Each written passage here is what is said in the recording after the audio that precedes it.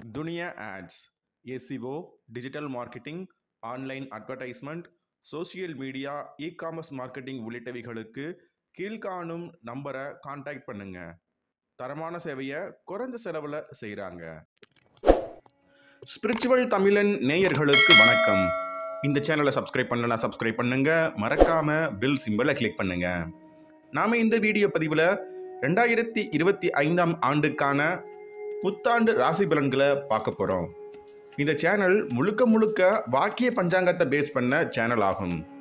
In case நீங்கள் திருக்கணித பஞ்சாங்கத்தை ஃபாலோ பண்ணுறீங்கன்னா தயவு செஞ்சு இந்த வீடியோவை ஸ்கிப் பண்ணிடலாம். வருகின்ற மே 14ஆம் தேதி குரு பெயர்ச்சியானது நடைபெற இருக்குங்க.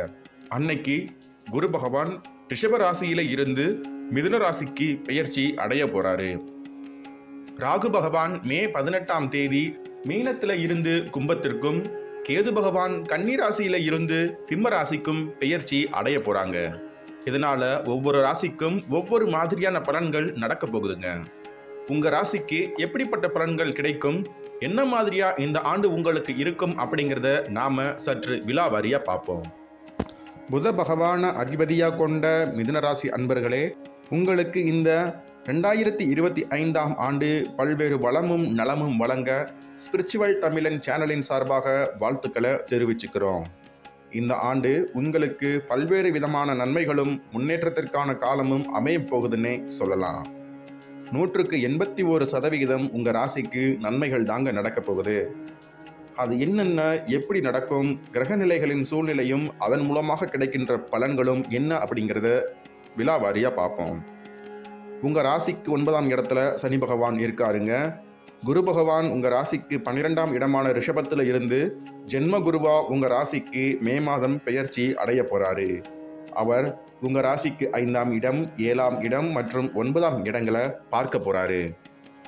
9ஆம் இடமான கும்பத்துல சனி பகவான் ஆட்சியில இருக்கிற சூழல்ல அவரோட பார்வை உங்க ராசிக்கு 11ஆம் இடம், 3ஆம் இடம் மற்றும் 6ஆம் இடத்தின் மீது விழுகுதுங்க. இதுல சனி பகவான் கூட ராகு கேது பெயர்ச்சியின் காரணமா ராகு பகவானும் கும்பத்துல சேர்ந்து இருக்க போறாரு. கேது பகவான் உங்க ராசிக்கு 3ஆம் இடத்துக்கு பெயர்ச்சி அடைய போறாரு. நீங்க ஒரு முறை இந்த காலகட்டத்துல ராமேஸ்வரம் போய் தீர்த்தத்துல நீராடுவது ரொம்ப பெரிய அளவுல புண்ணியத்தையும் நல்ல பலன்களையும் ஏற்படுத்தும். மேலும் காசிக்கு போக வாய்ப்பு இருக்கிறவங்க கட்டாயம் போயிட்டு வாங்க. முடியாத பட்சத்துல சிவன் கோயில்ல இருக்கிற காசி விஸ்வநாதரை வழிபாடு செய்யறது உங்களுக்கு தடைகள்ல இருந்து ஒருவித மன திருப்தியை வழங்கும். கேது பகவான் சனியின் பார்வையில 3ஆம் இடத்துல இருக்க போறாருங்க. இதனால நீங்க தேவையற்ற முயற்சிகளையும் தேவையற்ற பயனே தராத விஷயங்களையும் தலையிடவோ முயற்சி செய்யவோ வேண்டாம். அண்டை அயலார அனுசரித்து போறது உங்களுக்கும் உங்க குடும்பத்துக்கும் ரொம்ப நல்லதுங்க. இளைய சகோதரர்கள் கிட்ட விட்டு கொடுத்து நடந்துக்கோங்க. அத்தை வழி, சித்தி வழி உறவினர்கள் கூட நீங்க அனுசரித்து போறதும் சிரிச்சு பேசிக்கிட்டே சமாளிக்கிறதும் உங்களுக்கு ரொம்ப நல்லது. உங்க தந்தையின் மூலமா ஆதாயத்தை அடைவீங்க. அவர் மூலமா நல்லதொரு வளர்ச்சியையும் மே மாதத்திற்கு பின்னாடி நீங்க காண முடியும். புதிய சொத்துக்கள், நகைகள், வாகனங்கள் சேர்வதற்கான வாய்ப்புகள் கூட இருக்குதுங்க. சனி பகவான் கூட சேர ராகு குரு பார்வையில நேரடியா இருக்க போறாரு. இது சமசப்தம பார்வை இல்லாதது ஒரு விதத்துல மிகப்பெரிய ஆறுதலான விஷயம்னே சொல்லலாம். 9ஆம் இடத்துல இருக்கிற சனி பகவான் உங்களுக்கு பல்வேறு விதமான முன்னேற்றங்களை கொடுத்துக்கிட்டு தான் இருக்காரு. ஆனா தொழில தடை, செய்யற முயற்சிகள்ல தடை, மூத்த சகோதரர்கள் மூலமா ஒரு சில சிக்கல்களையும் ஏற்படுத்திக்கிட்டே தான் இருக்காரு. ஆனாலும் 11ஆம் இடம் இப்போ ஓரளவுக்கு நன்மை செய்யக்கூடிய நிலைமையிலேயே தான் இருக்கு. ஆனால் சற்று தாமதமா இருக்குது.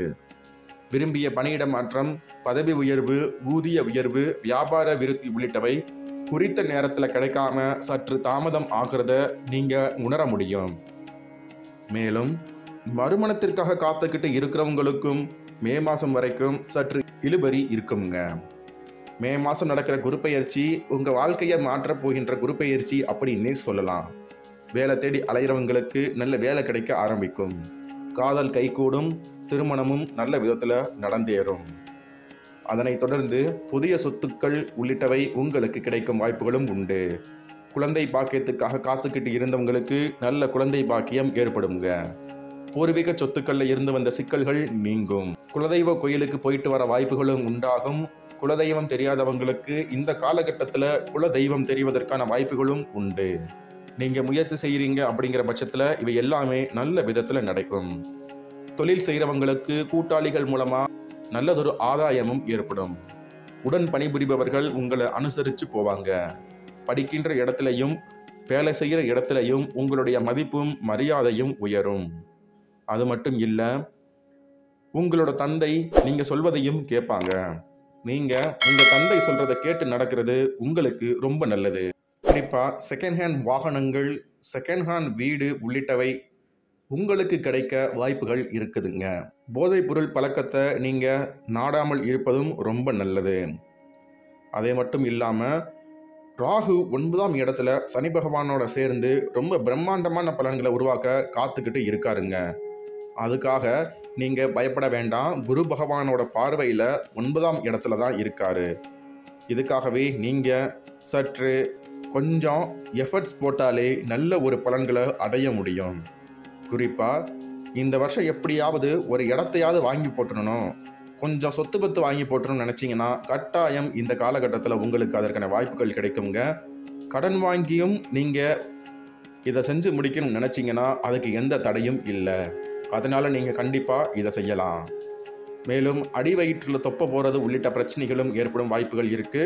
மேலும் வயிறு சார்ந்து ஏற்படுவதற்கான வாய்ப்புகளும் இருக்குதுங்க. எனவே நீங்க சற்று கவனமா இருந்து உங்கள் உடல் நலத்தையும் பார்த்துக்கிறது ரொம்ப நல்லது. முதுகு வலி, கைகாலில் குடைச்சல் உள்ளிட்டவைகள் ஏற்படுவதற்கும் வாய்ப்புகள் இருக்குதுங்க. முகத்துல பொலிவு ஏற்படும். பொதுவாகவே குரு பகவான் ஜென்மத்துக்கு வர்றது நல்லது இல்லைன்னு சொல்லுவாங்க. ஏன்னா அவர் ஜென்ம குருவா வந்தாலும் பல்வேறு படிப்பினைகளை தான் வழங்குவாரு. ஆனா அவர் பார்க்கின்ற இடத்துல சுபிச்சம் ஏற்பட்டுரும். இது உங்களுக்கு நன்மையான்னு கேட்டீங்கன்னா, பின்ன சனி பகவான குரு பகவான் பார்க்கறது, ராகு பகவானையும் குரு பகவான் பார்க்கறது, அதாவது 2 அசுப கிரகங்களை குரு பகவான் பார்க்கறது உங்களுக்கு எவ்வளவு பெரிய பெனிஃபிட் அப்படின்னு சற்று யோசிச்சு பாருங்க. மேலும் குரு பகவான எந்த ஒரு பாவ கிரகங்களும் பார்க்காம இருக்கிறதே மிகப்பெரிய அளவுல உங்களுக்கு வெற்றி மேல் வெற்றியை வழங்கக்கூடிய விஷயம்னே சொல்லலாம். நீங்க இந்த காலகட்டத்தில் வாழ்க்கைனா என்ன அப்படின்னு புரிஞ்சுக்கிற அளவுல சில சங்கடங்கள் ஏற்படுற மாதிரி உங்களுக்கு தோணும். ஆனா அது சங்கடங்கள் இல்லை. உங்களால் என்ன முடியும், என்ன முடியாது, உங்களோட நிலை என்ன அப்படின்னு உணர்த்தக்கூடிய விதமாகத்தான் அது இருக்கும். அதுக்கு காரணம் ஜென்மகுரு. அதேபோல் பல்வேறு நன்மைகள் நடக்கிறதுக்கு காரணமா இருக்க போறது குரு பகவானுடைய பார்வையும் அவர் பார்வையில் இருக்க போற சனி பகவான் மற்றும் ராகு பகவானோட சேர்க்கையும் தான். பொதுவாக இது சண்டாளர்களின் சேர்க்கையாக பலரும் பார்த்தாலும் இது உங்களுக்கு யோகத்தையே வழங்கக்கூடியதா இருக்குங்க. சனி பகவானும் ராகு பகவானும் சேர்ந்தா சட்டத்திற்கு புறம்பா ஒரு சில விஷயங்கள்ல நீங்க ஈடுபடாம இருக்கிறது நல்லது. 9ஆம் இடம் அப்படிங்கிறதால தந்தைக்கு தெரியாம எதையும் நீங்க செய்யாம இருக்கிறது உங்களுக்கு நன்மைகளை வழங்கும். இந்த புத்தாண்டுல நீங்க 181% நன்மைகளை தாங்க அடைய போறீங்க. மேலும் பல்வேறு நன்மைகள் நடக்க ஏற்கனவே சொன்னது போல குலதெய்வ வழிபாட்டோட ராமேஸ்வரம் போய் தீர்த்தத்தில் நீராடுவது, காசி விஸ்வநாதரை வணங்குறது சகல விதத்திலும் ஏற்றத்தையும் முன்னேற்றத்தையும் வழங்கும். மேலும் நம்ம சேனல்ல விளம்பரம் செய்ய நினைக்கிறவங்க கீழ்காணும் மிகில் ஐடியை தொடர்பு கொள்ளலாம்.